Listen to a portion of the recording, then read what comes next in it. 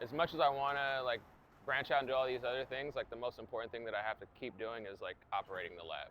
So as artists, I feel like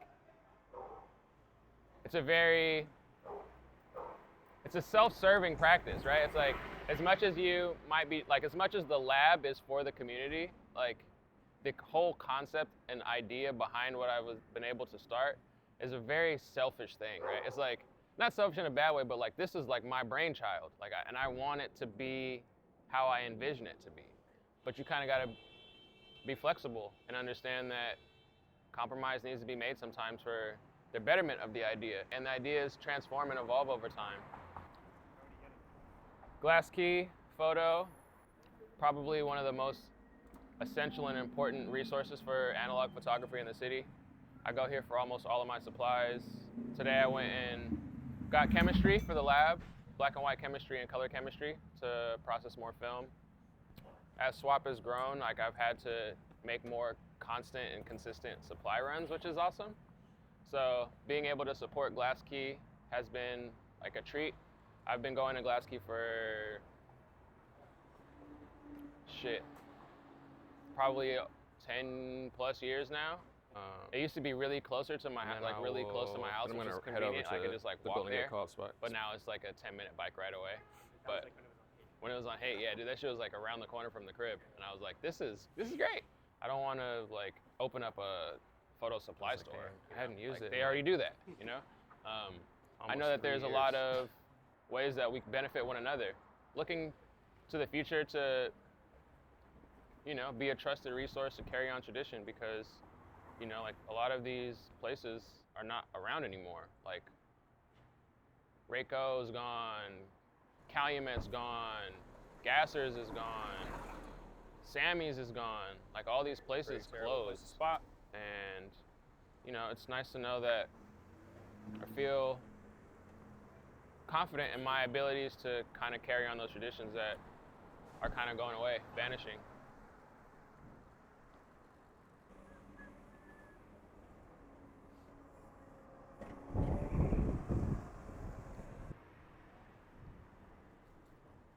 Unfortunately, I'm not buried. Crazy though. Did you see the clip that he posted of fucking monster track with Sean? I haven't watched. I feel confident and comfortable on a track bike. There's no way I'd be fucking doing alley cats in New York City. That's too crazy. That's like, no thanks. Watch yourself, player.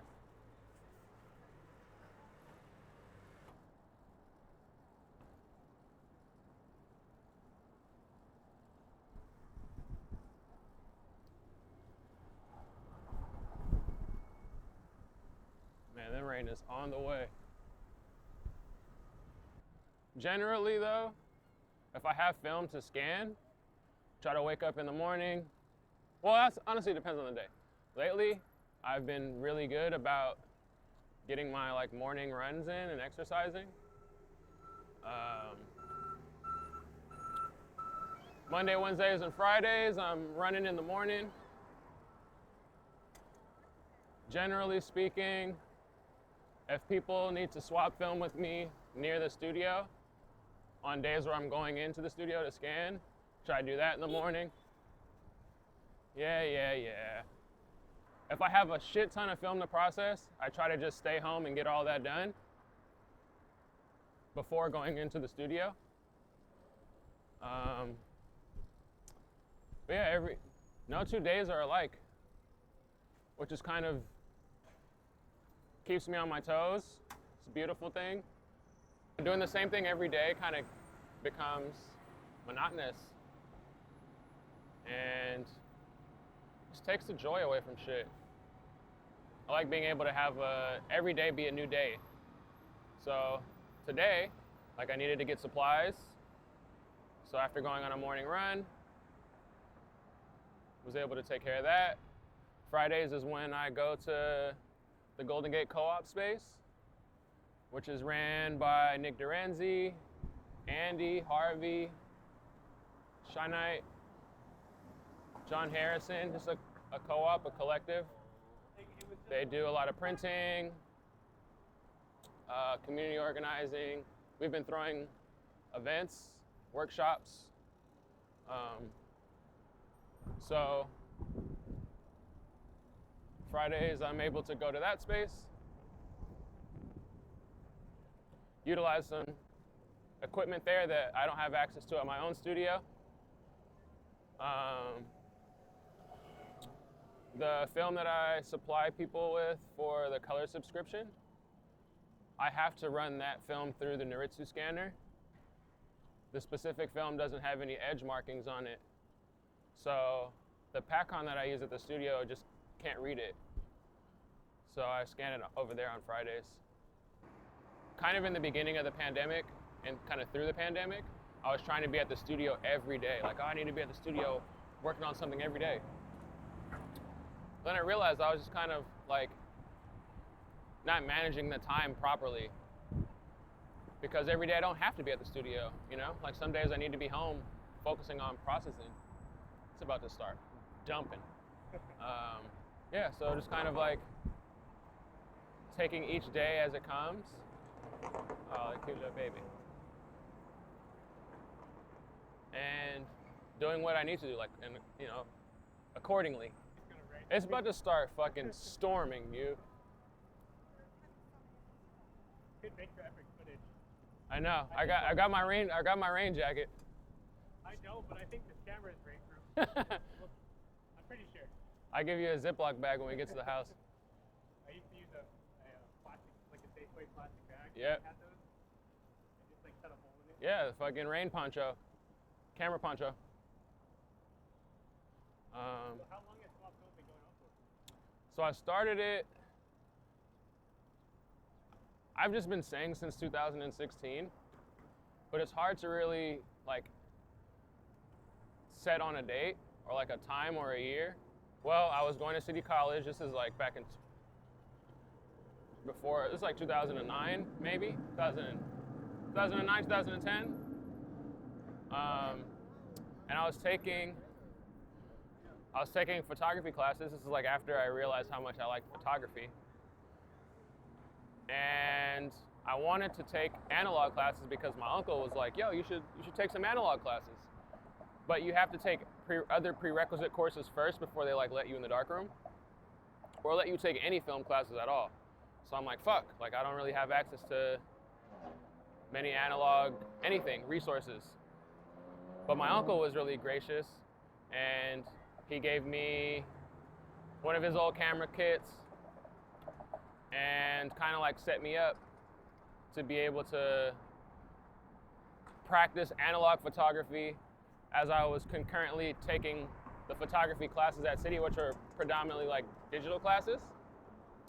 And he taught me a lot of stuff that I wasn't learning at school, like how to load my own film, how to process my own film. These are all things that I would later learn at school, but he kind of was the catalyst to get me to embrace a lot of those early analog techniques that I wasn't being taught at school. You guys crossing? Okay.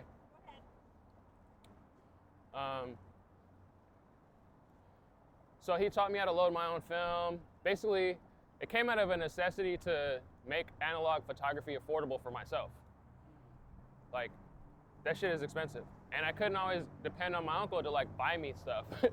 This is like before, I mean, this is like 15 years ago. So, I mean, I had like I think I was working at the mall.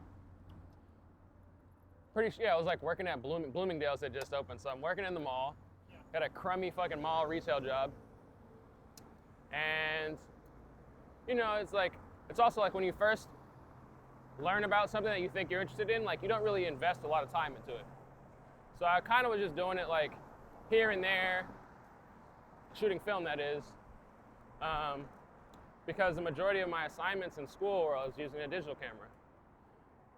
But the more I got into learning about technique and the more that I started like showing promise to my professors that I was actually proficient photographer, they were like, you need like you need a manual camera. Because I was using the Canon G10, which was like my favorite camera at the time. And you know, like mirrorless camera, it's got manual options, but you're kind of limited in what you can focus on. So my teachers were like, yo, you need like a manual camera. You need to be shooting fully manual.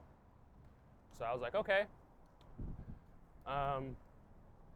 Started using the camera that my grandpa gave me, or my uncle gave me, and needed more resources though. Like needed my own film.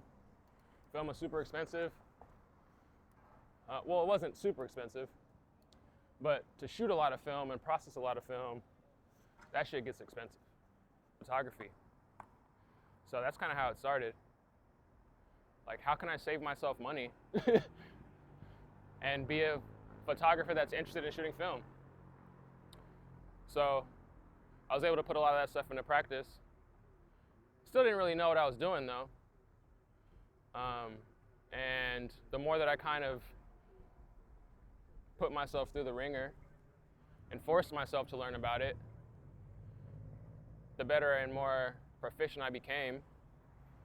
And the more confidence I had in myself to offer those same type of services for, at first, just my friends.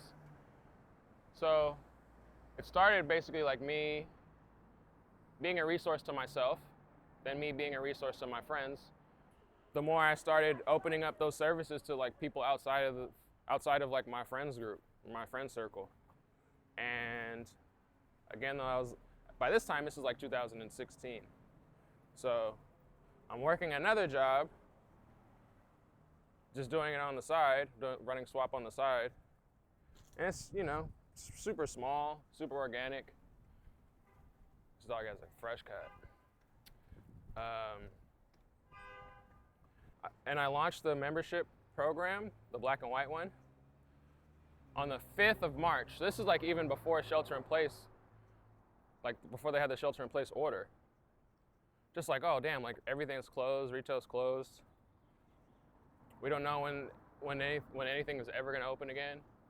And then they're like, all right, like you actually can't go outside. Like you can't do stuff. Anything you wanna do, don't do it. Like only thing you could do is go to the grocery store basically. And then like, you know, whatever you wanted to do, like with your friends or your partner, whatever like outdoor activities you guys wanted to partake on. But yeah, it just became a huge opportunity for me. I immediately got a lot of support. Then shortly thereafter, the George Floyd uprising happened. And then obviously everyone wants to support black businesses and shit. You know, there's a huge push for that, and that helped a lot too. You know, it's not that I was like pushing that agenda or like, yo, like support me because I'm a black guy. It just seemed like organically people started gravitating towards me, or maybe not even organically. Maybe people were just gravitating towards me because, you know, by proxy of what was going on around the world. Finding opportunities when a lot of people don't see places for opportunity. Dude, it's so difficult. Like, that's one thing that just being an entrepreneur has taught me, and being like self-employed and starting a business is like, this shit is so hard. It's probably harder here than anywhere else. Like, more so, it's here, like New York, those like super major metropolitan areas, you know, like New York has a very like cliche saying of like, if you can make it here, you can make it anywhere. I feel like it's like that here too. Totally, yeah. You don't want the audio to break up. Yeah.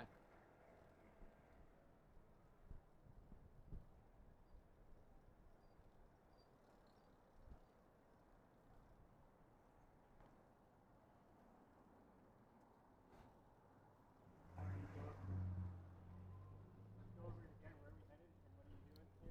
We are heading to the Golden Gate Co-op space for some open work hours.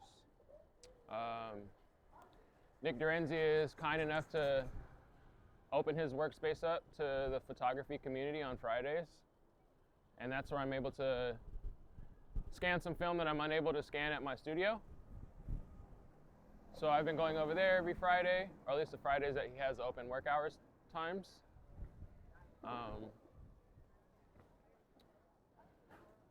Nick and a co-op of other members of the community run Golden Gate Co-op. They do a lot of printing for people in the community. Also, they have open work hours. We've been doing monthly workshops together, where just yesterday we went to the MoMA, but we've also gone to Pier 24, the photo gallery there. We did a gallery visit to a group photography show that we both were a part of last month, curated by. Yeah. Trying to just continue to just do as much anything, you know. The more of anything, the better.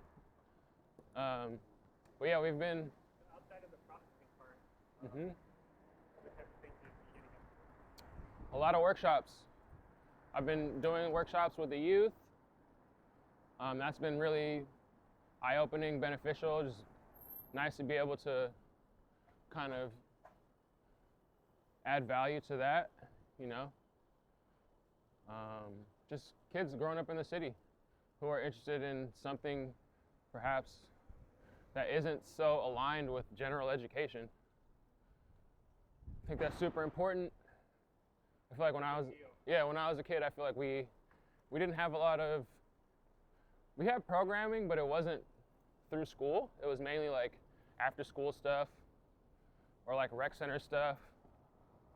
But it's been nice to kind of try and leave an imprint on the youth through the education system.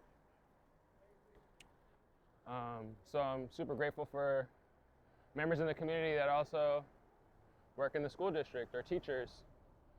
It's been really beautiful. Let's try to get this light. You got it. Of course, you got it. So I'm doing a lot more stuff like that. A lot of workshops. Obviously, I'm still doing camera raffles. I just launched a color subscription to kind of supplement the black and white film subscription that I offer. So that's been really nice.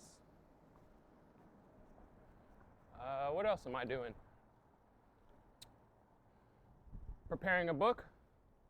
I'm not going to be able to get it done in time this year for the art book fair, but by next year I should be able to have a book available and exhibits and stuff.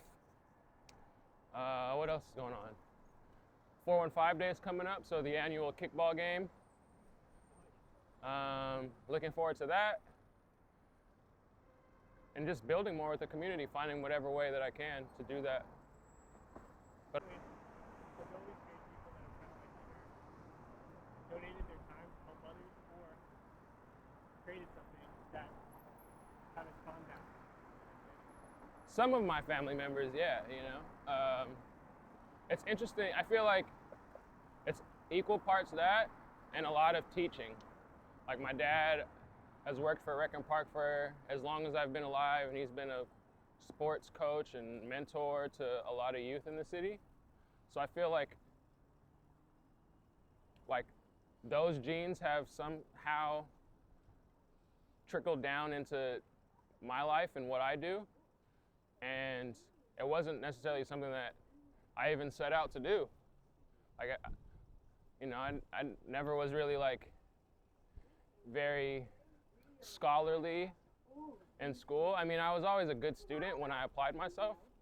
I love learning, but as I got older, I realized how much I was not really interested in the traditional approach of I need to go to college and I need to get a degree and then I need to get a job in that field. Well, if you think about it too, it's a lot of education is kind of an umbrella. Dude, yeah. It's generic. Super generic. Yeah, it's not really catered to specific minds and people that could go and create something totally different. Yeah, and then you could unpack it and get into a whole conspiracy bag about, how most of these. Are you guys gonna stop? All right, you're gonna stop. Yeah, how most of these institutions are just bankrolled by big corporations, and no one really cares if people are learning per se. They just want the tuition to get paid. Yeah. Yeah, and then like, you know, they go to school and then they're planted into a big corporation and then they make the corporation more money. So, but I digress.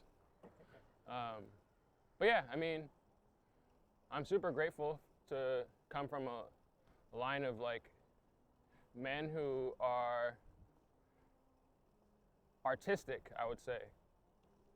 Creative, have a good idea for design, whether that be like sound design or visual design. My grandpa also worked on movies as a sound designer, so it's just been nice to kind of like, he's always super juiced to talk to me about just art, you know, photography, and share his stories and encourage me to continue to do cool things and artistic things. And my dad's always been very supportive in that as well. I wouldn't necessarily say that my dad is like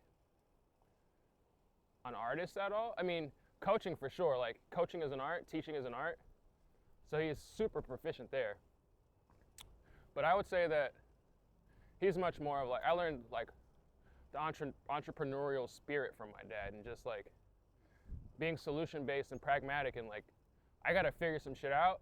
I don't know how I'm gonna figure it out, but I'm not gonna complain about my circumstances, especially if I have the ability to change them. So. That's the difficult part. I mean, how do you balance between the kind of creative side and then the artistic, like operating a business? Because now at this point, I mean, this is your livelihood, right? Yep. I think. But it's associated with parallel to the arts. It is artistic in itself, but I could see it being very much like a logistics business. Yeah, it's a very much so a logistics-based operation. Yeah, I mean, it's turnaround, right? It's like people give me film and then they need it processed and returned to them. Or like people need to, at least for like there's a lot of logistics that go into the membership, because I don't have an actual, like a physical space. Like, I mean, I have my studio, but a lot of the times, like, I have to go meet people to like exchange film and swap film with them, which I feel like a lot of my experience being a bike messenger comes into play, because I understand what like logistical complications can arise from trying to get shit done like in a timely manner. So I don't know, I feel like this project is kind of like the culmination of like, it's the sum of all things. It's like I'm able to utilize and tap into experiences that I have from all types of employment histories that I have. Like there's obviously like a retail side and a customer service side, and there's also like logistics and, you know, like a general knowledge of San Francisco and storytelling and the histories that are associated with all that stuff. So I don't know, I feel very lucky and privileged to be able to like operate a business where I'm able to kind of like tap into all that stuff and not feel like I have like wasted job experience, you know, because that's like a shitty feeling. Like, damn, you know, I worked at this one place for something for like, you know, X amount of years, and I can't implement any of that shit. So it's nice to be able to like have all this like life and work experience that I'm able to kind of, that's able to like coagulate within this one creative opportunity. Excuse me, sorry. So yeah, it's been nice. It's like, I understand how lucky I am, and I'm also like very grateful to have creative ideas and have come up with an idea that's like, that marries a lot of those experiences together. Because yeah, when the pandemic hit, I was like, fuck dude, I don't know what I'm gonna do.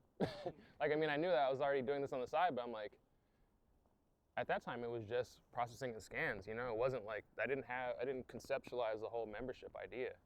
But when everything closed, I'm like, nah, this is a great opportunity for that. Or even moving to color. Yeah, that took a long time. That took a lot of like resource hunting because it's hard to find color film in bulk. Like I can find black and white film in bulk at Glass Key. But I can't like, you just can't really get color film in bulk. But this is it. This is, yo. Would you be okay with my friend Arthur filming some stuff?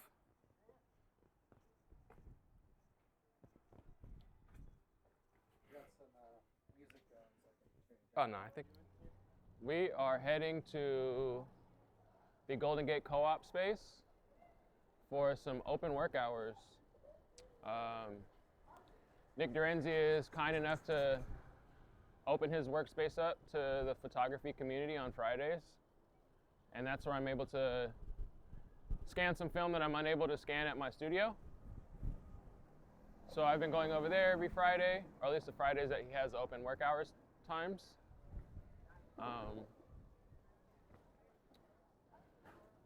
Nick and a co-op of other members of the community run Golden Gate Co-op. They do a lot of printing for people in the community. Also, they have open work hours.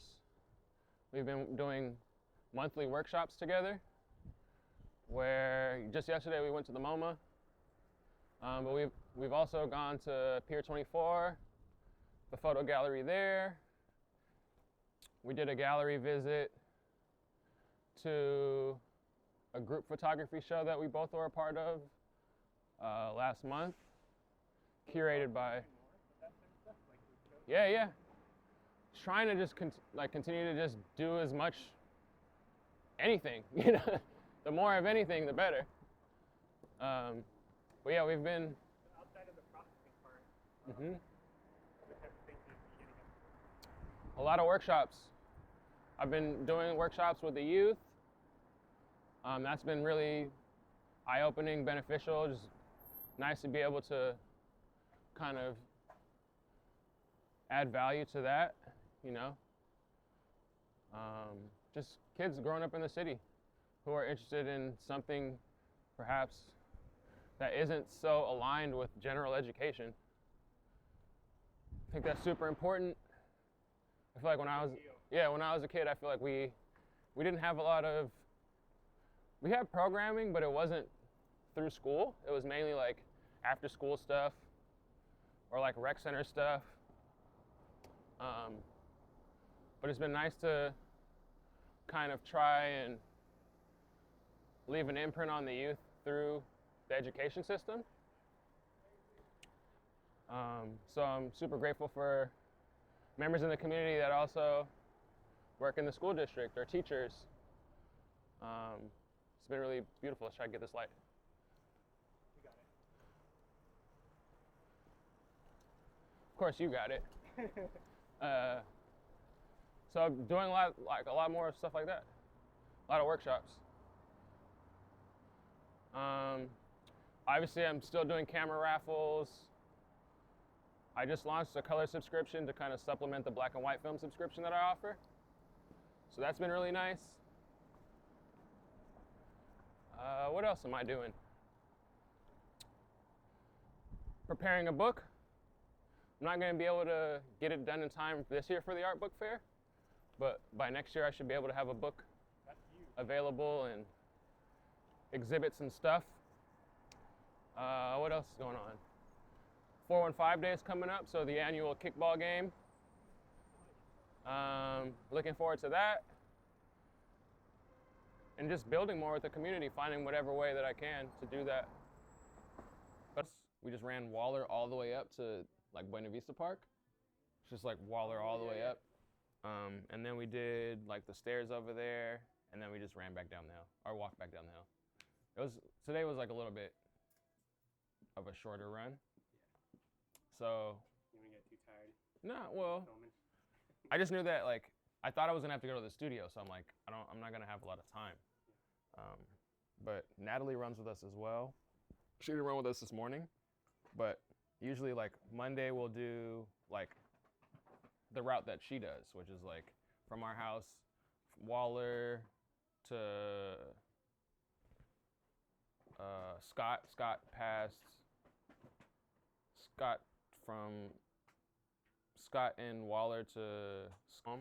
It's super convenient because we like live pretty much like across the street from one another, so it's a nice way for us to kind of like see each other in the day too.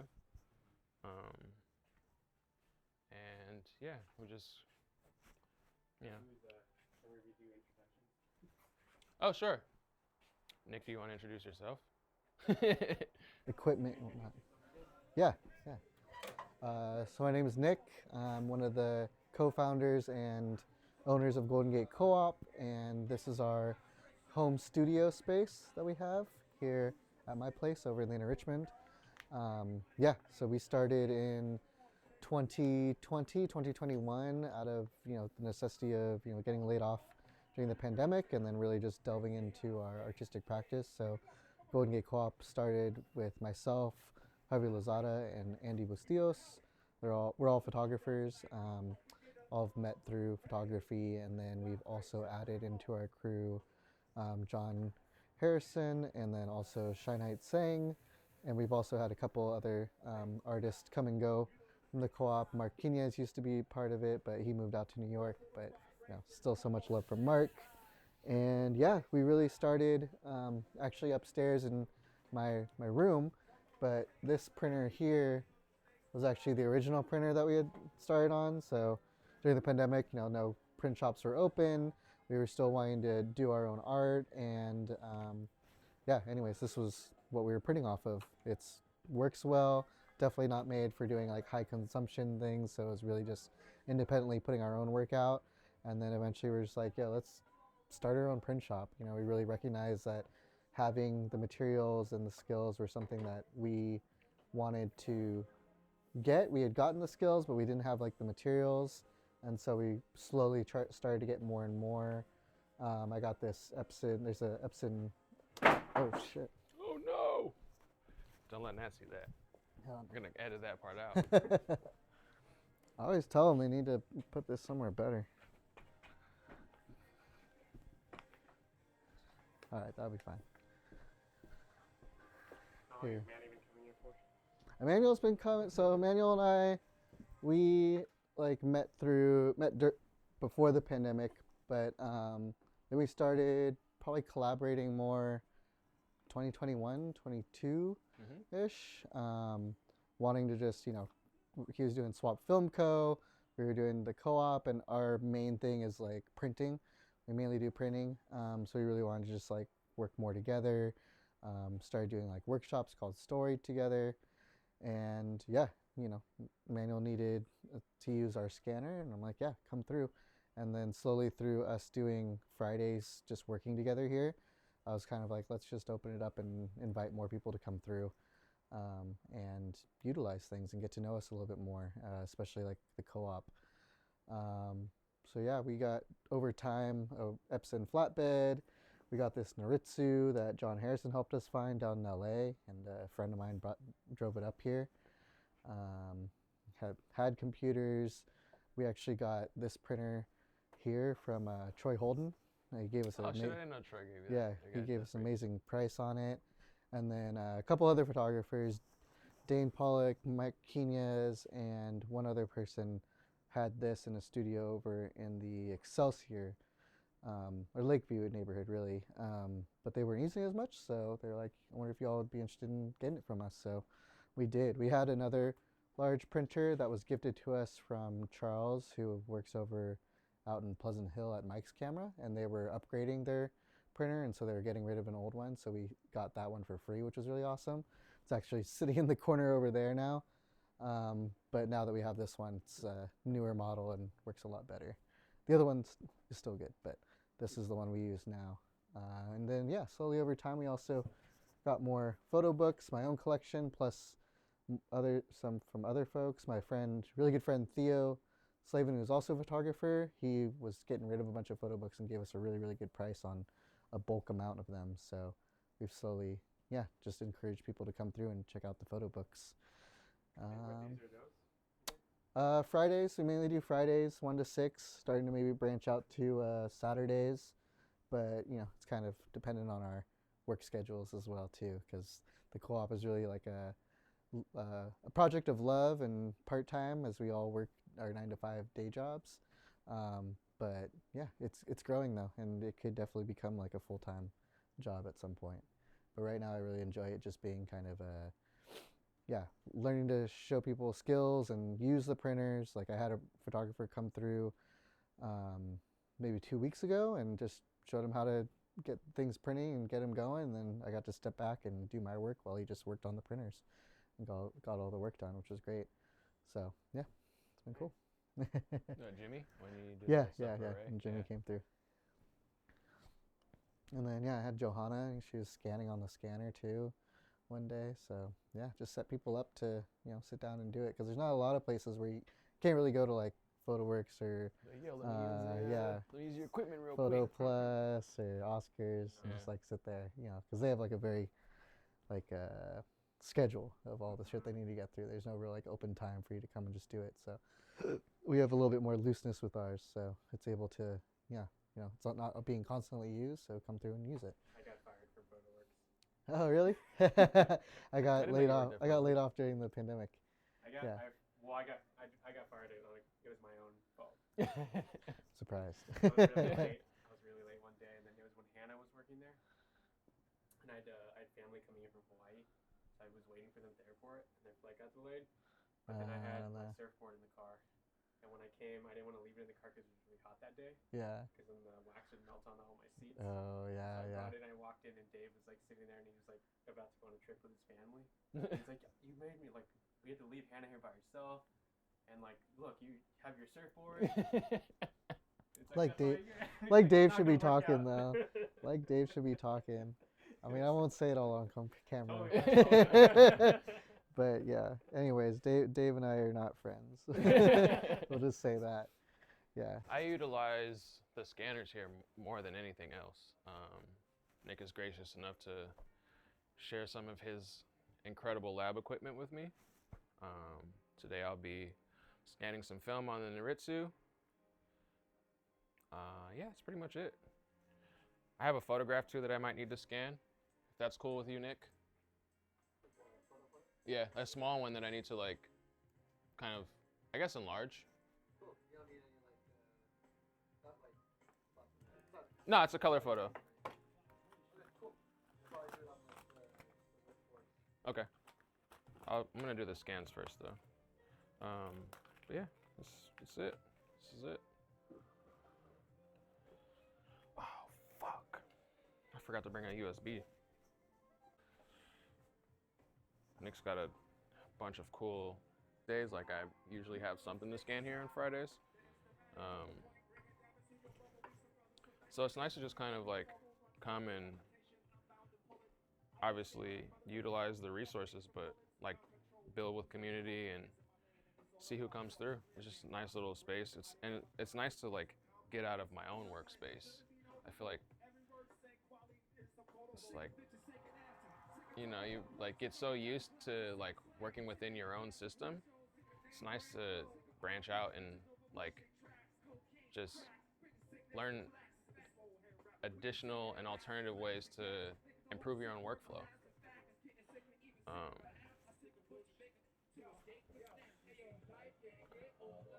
So it's just been nice to just make myself, and I don't know, I just kind of find availability for myself within the community in various ways, like, and see who comes through. Yeah, it's Noritsu.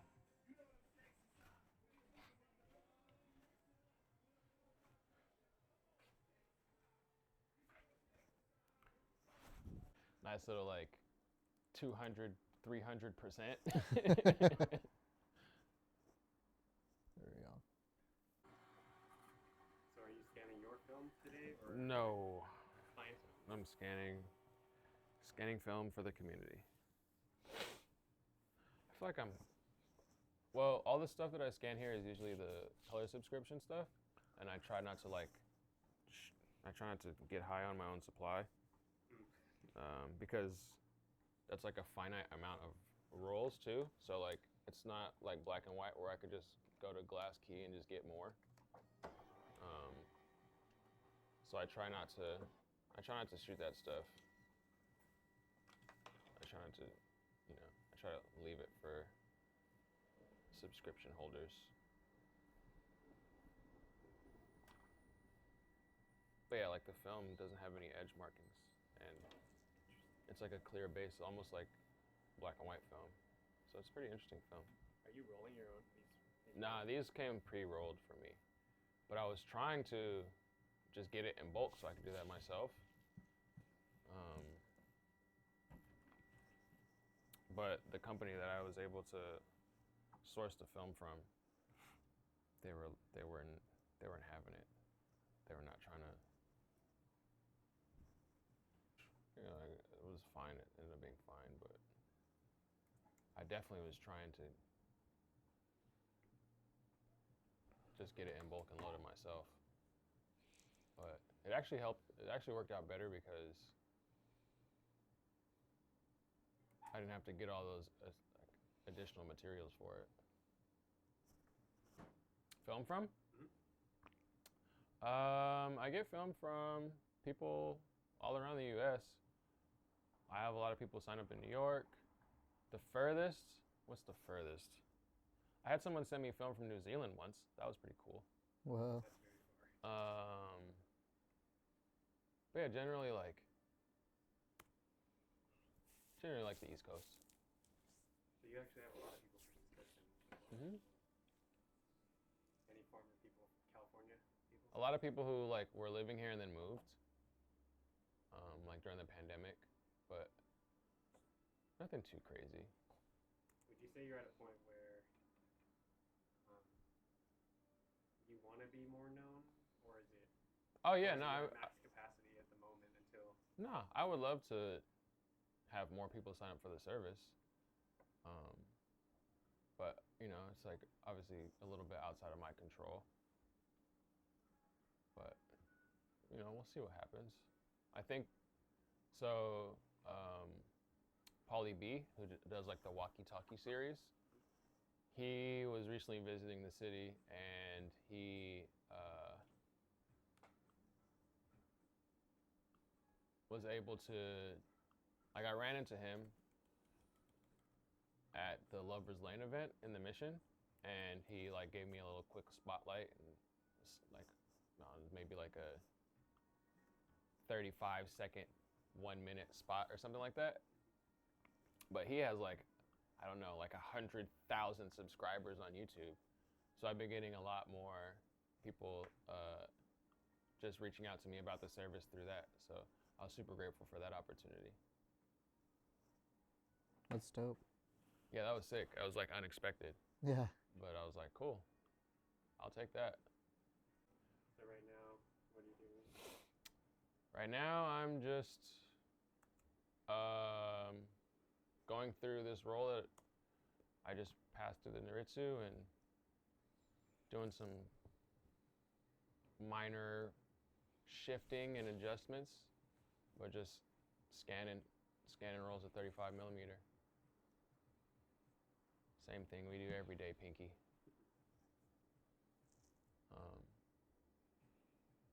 How was the transition from black and white to color again?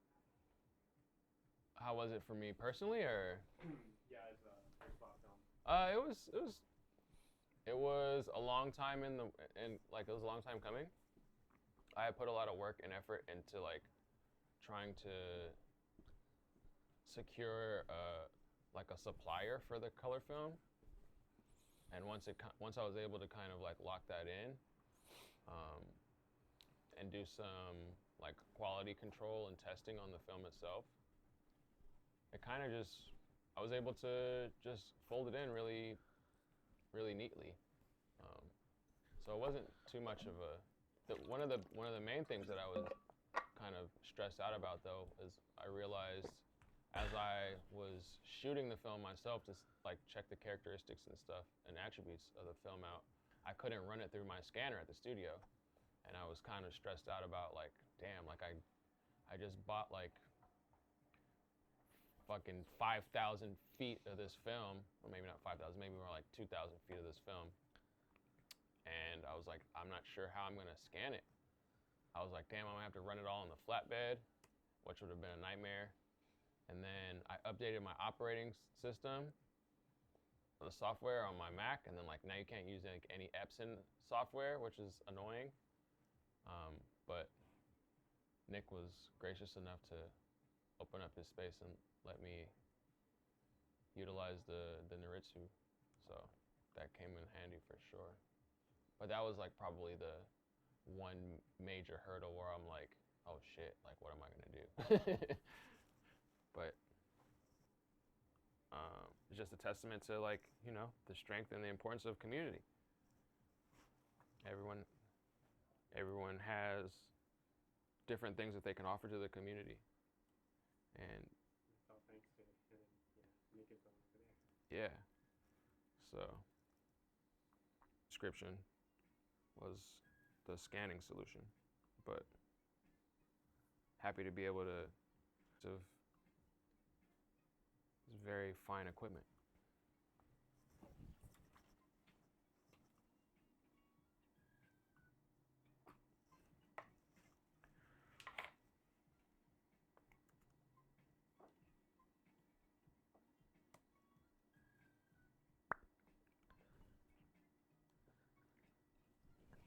But yeah, that's pretty much, that was it. That was like the main obstacle. What's going on now? Are there any obstacles Um, kind of dealing with now in terms of like the next, or what have you thought about next for Slotcon? I would say the biggest obstacle is just